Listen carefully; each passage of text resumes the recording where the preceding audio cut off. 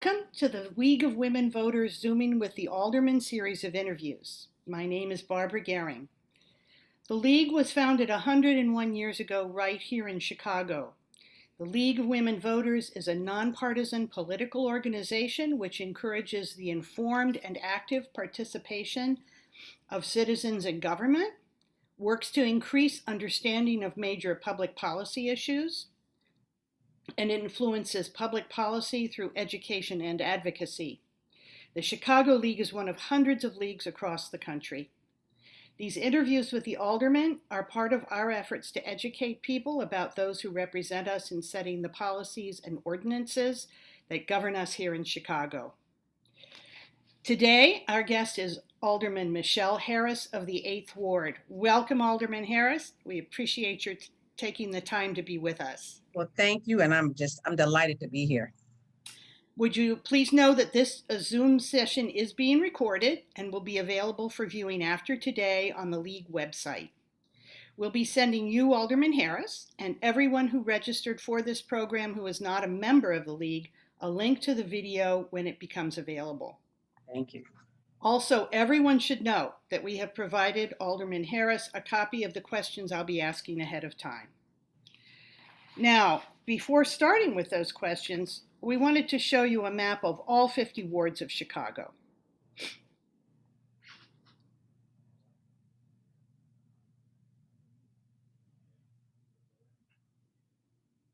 And we'll be scrolling down, starting from the north.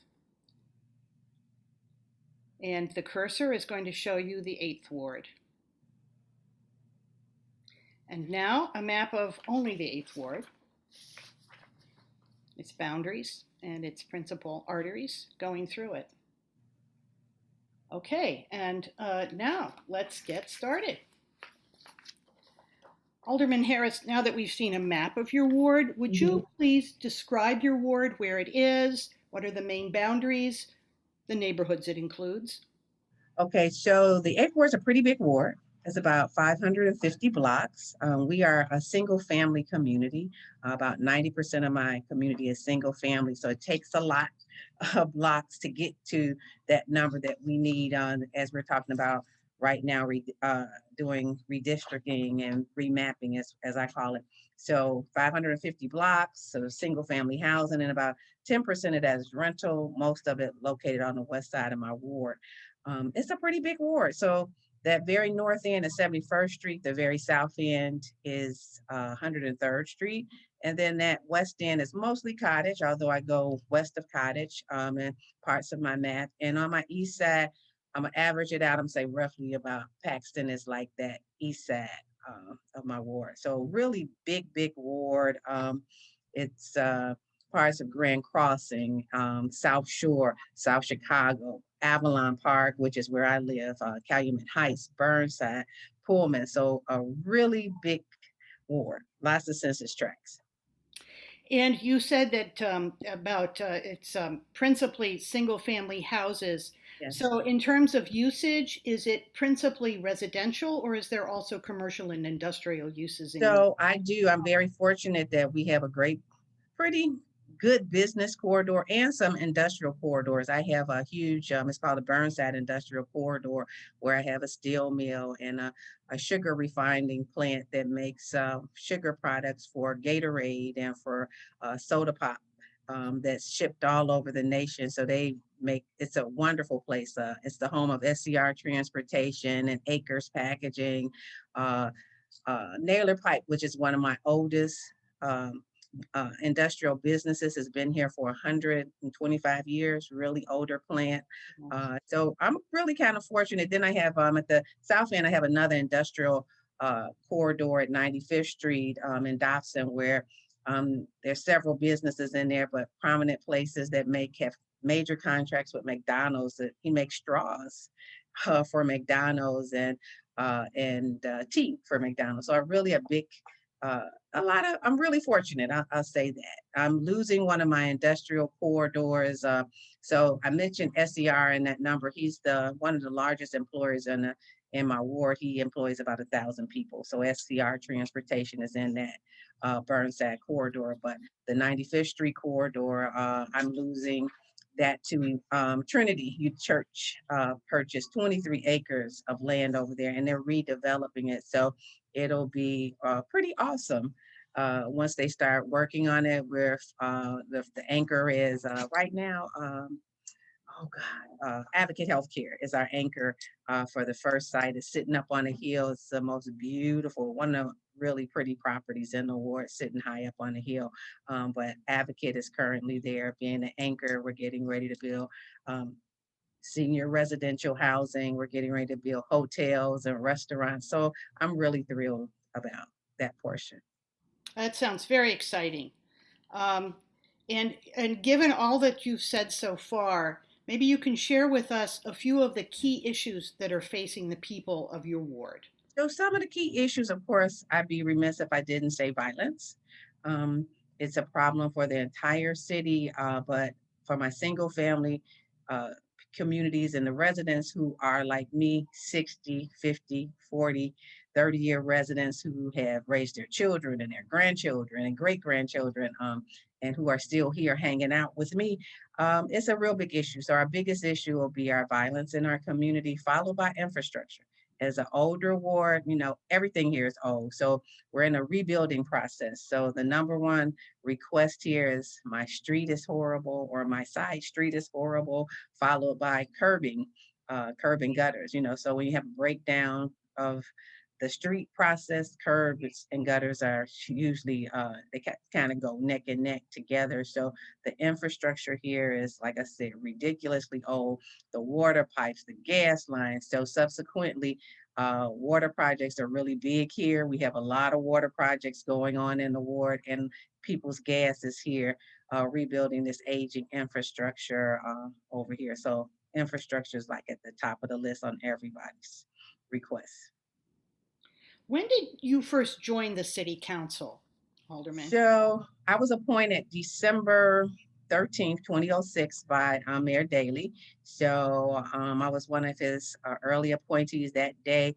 He appointed the alderman in the 18th ward and the alderman in the 7th ward on that day. I'm still here. Unfortunately, my ladies didn't didn't stay with me, but it's been a wonderful ride. So you've been alderman for quite a while, Yes. and you were Hmm. reelected in 2019. And why Yes. did you decide to continue your Well, run once for? you get here and you see all the inside problems and you see all the wonderful things that you could do, I've been on a real wonderful journey here. Um, I have probably done hundreds of projects in my community to help rebuild it. I mean, in South Shore, I built new South Shore High School. And that was 4 years later. So it came up 4 years after my first election. So I built a new South Shore High School. It was a $110 million school building on a corner, 75th and Jeffrey. The attached park was an $11 million addition.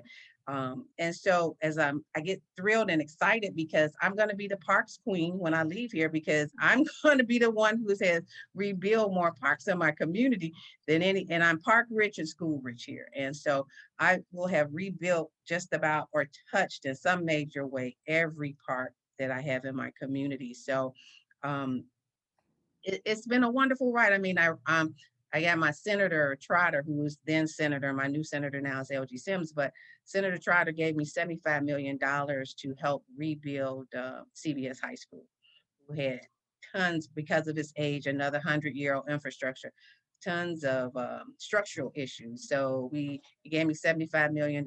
We were able to rebuild many of the I'm big on vocation. So many of the vocational units were rebuilt, whether it's the diesel program, the carpentry, and then we added electrical. And CBS High School is the only school in the city of Chicago that has every CPS cohort. They have everything. They have medical. They have uh, well, they just have every cohort. If it's existed in the city of Chicago, we have it. It's a STEM school. So I mean, they just have everything. I'm really fortunate, and I worked really hard because I'm a graduate, 1980 graduate. Of course, when I was there 40 plus years ago, it was a different place.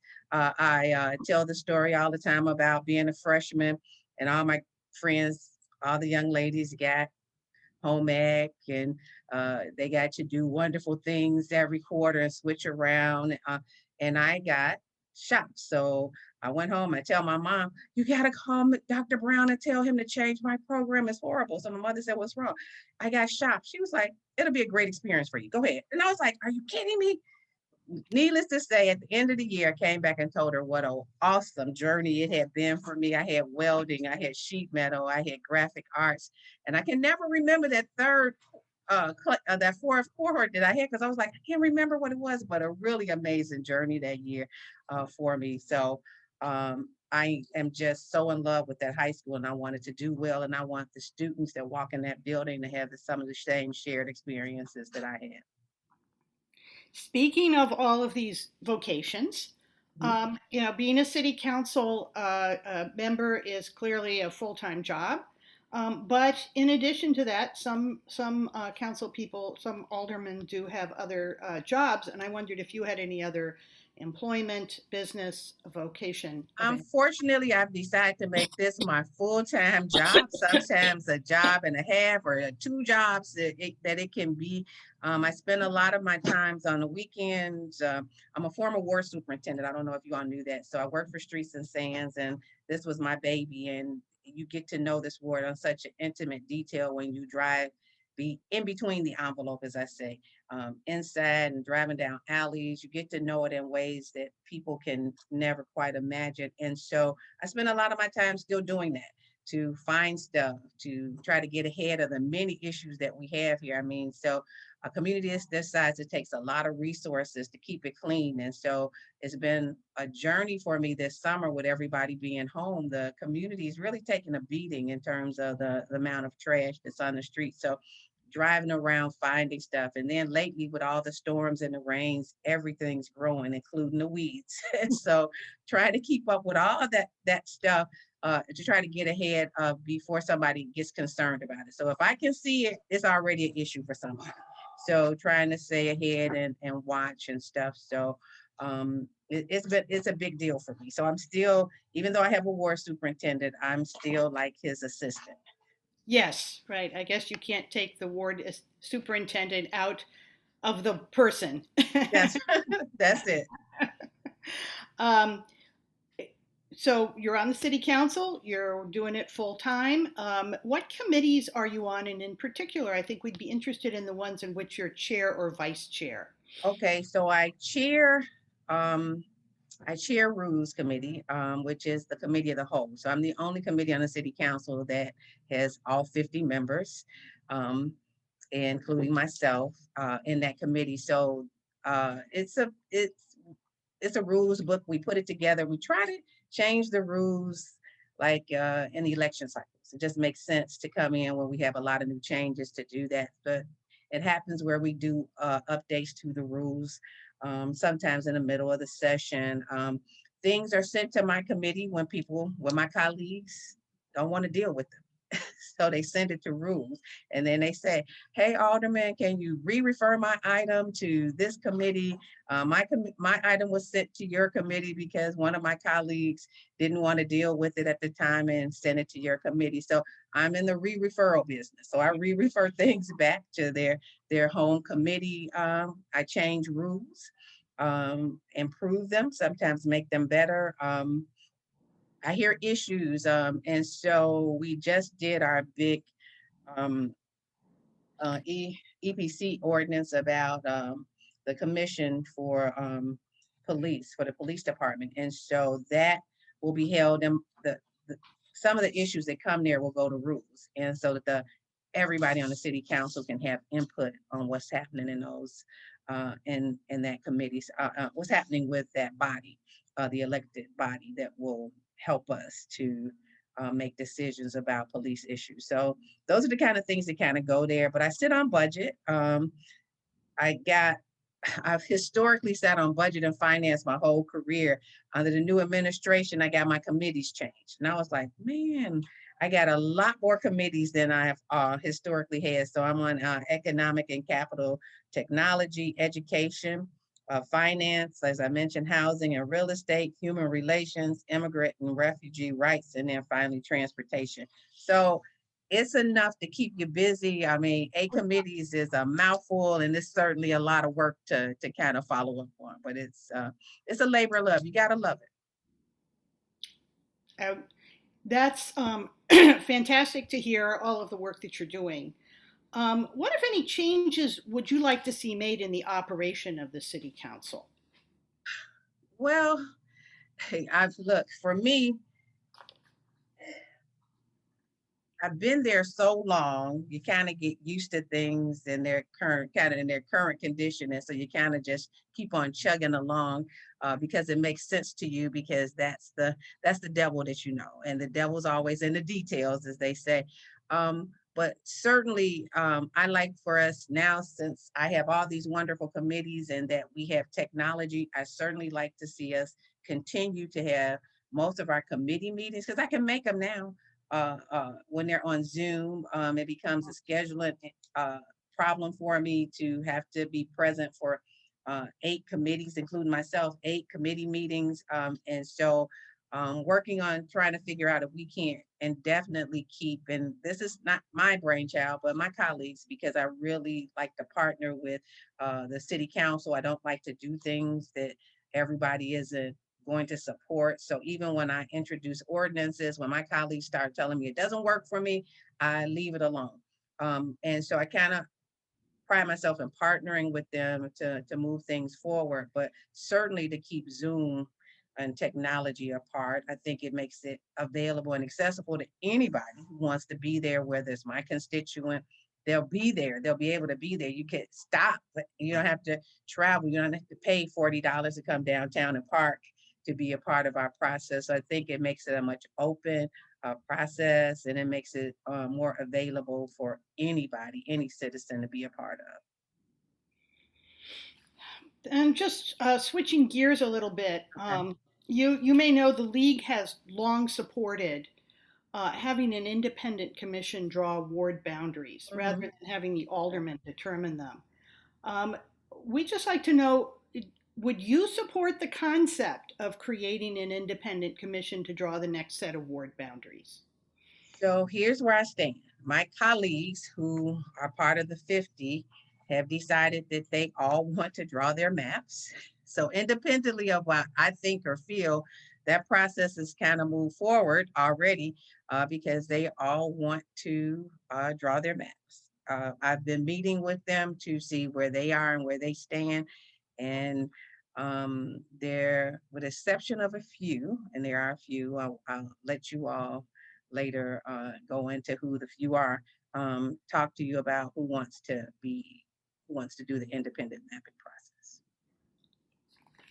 And let's switch gears once again and Okay. talk about a sort of a concept that's out there that's being used elsewhere, and that would be ranked voting. I mean, Mhm. currently, as you well know, when one candidate for mayor or alderman doesn't receive at least 50% plus one, it in the February election, the top two vote getters have a separate are on the ballot are on a separate runoff election in April. Now, what would be your view about using ranked choice voting in February to determine the winner in lieu of the runoff? And we can sort of go through that concept. I kind of followed it in New York. Even as I listened and questioned the process, so were MSNBC, who I watched through the process. They didn't understand it. I didn't understand it. The voters in New York didn't understand it. So I know it's quite something quite new. I kind of like to wait and see what happens at the back end on as they do the research on how well it went or didn't go, or whether the voters loved the process or hated the process, and how they really felt. Because I think that government is a majority of the people. So if a majority of the people say they want somebody, that's who the winner is. But our system is a little different. They say you have to have 50 plus one, whether you're a mayor or an alderman. I've never had a runoff. I pray to God that I never get there. But um, I um, I'd like to see what it looks like for us in Chicago. And because it took them weeks to kind of figure it out. Even as they went through that whole process. It was very complicated, very. Um, I would add that the league has not taken a position on ranked choice Mhm. voting, and it does take a lot of study. Um, if the league wanted to support one of your initiatives, Mhm. procedurally, and we're talking procedurally, what steps would you recommend that the league take? Over here, I'm simple. You just call me and you tell me we want to support this, and I get everybody in the room and I say, let's go. That's it. So you're going to call Alicia Johnson here in my office and say, hey, we want to be a part of blah, blah, blah. I believe that anybody who wants to work with me to move something forward in my community, I'm going with you. Let's go. We're gonna go, because people don't often understand when they say that how much work is involved. So I'm like, I'm gonna pull you down. So anybody that wants to be a part, we recommend that you come in here, sit down, we work with my scheduler, Alicia Johnson, to get you in. I kind of give you the background. And if you're ready to go on your own, I give it to you, becomes your baby. And I tell people, it's people think it's, there's just me picking up the phone, making stuff happen. But the community moves because the people that live here are involved in the process. I love umbrella organizations. They're the bigger groups here. They represent multiple blocks. They really are great leaders here, and they make my job easy because they get everybody in the room and get us talking. So if you want to get involved in something that I'm doing or a process, whether like the big thing for me now is the corridor process on 79th Street for South Shore and South Chicago, come sit down with me. We'll get you in the room. We'll have you step in and be part of those meetings. And it's a really amazing journey. Thank you for letting us know that. And just sort of following up on what you said, you talked about the 79th Street Corridor project. So the last question, in fact, in our interview is, what are several things you would like to get done, or at least started, during the remainder of your term, which ends in 2023, regardless of course, of whether you're running again? And maybe you want to address I that got project. several projects. So of course the corridor uh, I grew up at 76 in East End. So 79th Street was most traveled street for me and my family in terms of when we moved there in the very early 60s um, to that community. We did a lot of walking. Jules was located at 79th and Creek Gear. My mom used to pull that cart sometimes twice a week, and we go up there and get our groceries and roll them back home. But it was a walkable kind of community. So working really hard to attract the businesses that are going to create that walkability that district needs to stay alive, because it doesn't have the parking that it needs. It's sitting right on top of residential, so it's very unique. But I'm working with um, bringing the Regal Mouth Studio here to the ward that will start that. You get the key projects and then everything else follows. So we'll need restaurants and uh, cleaners and all other things that support having a lot of people and a lot of new people, large groups of people here in a community. It's kind of perfect because it's a blank slate. I have so much vacant and open projecting there that it'll make it really easy to kind of attract people that we need to attract there. And so you'll see RFPs galore going up, attracting different developers here to develop blocks and blocks, because that corridor runs from my ward at 79th and Stony all the way to Exchange in the 7th Ward. So it's not just me, it's Greg and I, Alderman Greg Mitchell and I, working together to help rebuild that district. I'm getting a new NOF business in that corridor. So I'm always happy when I get a new business there. He was a recipient. He's actually in the 2000 block of East 79th Street. So he'll be one of those new guys that's giving that corridor that kind of shot in the arm that it needs to grow and develop. I call them pioneers. And so he's going to pioneer that so that other people can come behind him and start to grow the district. So just super thrilled about that. 95th, and I talked about it earlier, Imani Village has 23 acres. In that grid, I built the NCAA track and field, indoor track and field, which is also the home of After School Matters, a $57 million park district, Gately Stadium, that's going to be renamed after our good friend, Dr. Conrad Worrell, who helped me get it put up. But it needs restaurants and hotels. And so that's a big part of the push that I'd like to see get started. I'd like to finish it up. But to build the hotels, I need to build at least 2 hotels. So we're looking at 94th and Stony, and also that 95th and Cottage corridor, which should be the very first hotel based on proximity to the NCAA Gately Stadium indoor track. So just some really amazing things happen here. I mean, I'm the home of Olive Harvey. I built the 30 million, well now $40 million logistics building there that attracts all the transportation issues. And when they gave it to me, I was like, oh, I get the West Side gets medical and I get logistics. Who knew the logistics was gonna be the next big thing popping off?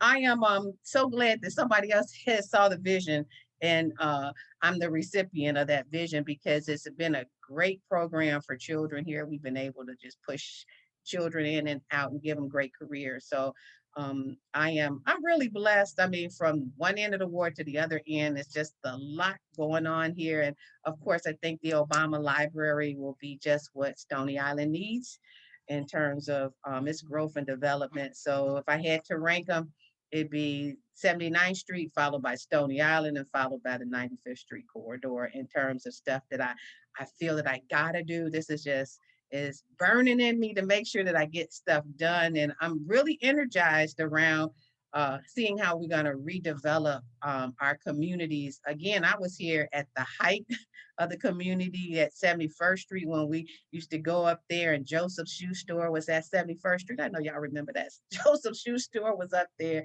grocery stores, the movie theaters, businesses everywhere. So for me, it would just be an amazing thing to redevelop. And even though that's not my ward, it's my community.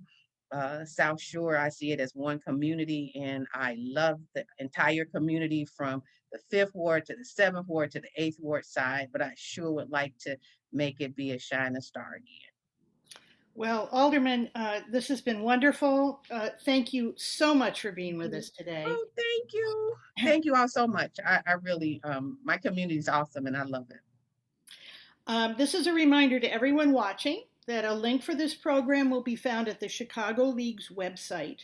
And everyone who registered for today's program who's not a League member will receive an email with the link, along with an invitation to join the League, of course, as well as to sign up for notices for future programs. Next week, again on Thursday, August 12 at 6 p.m., we hope you will register to join us for our Zooming with the Alderman program, featuring Alderman Raymond A. Lopez of the 12th Ward. And thank you all very much, and good night. Thank you.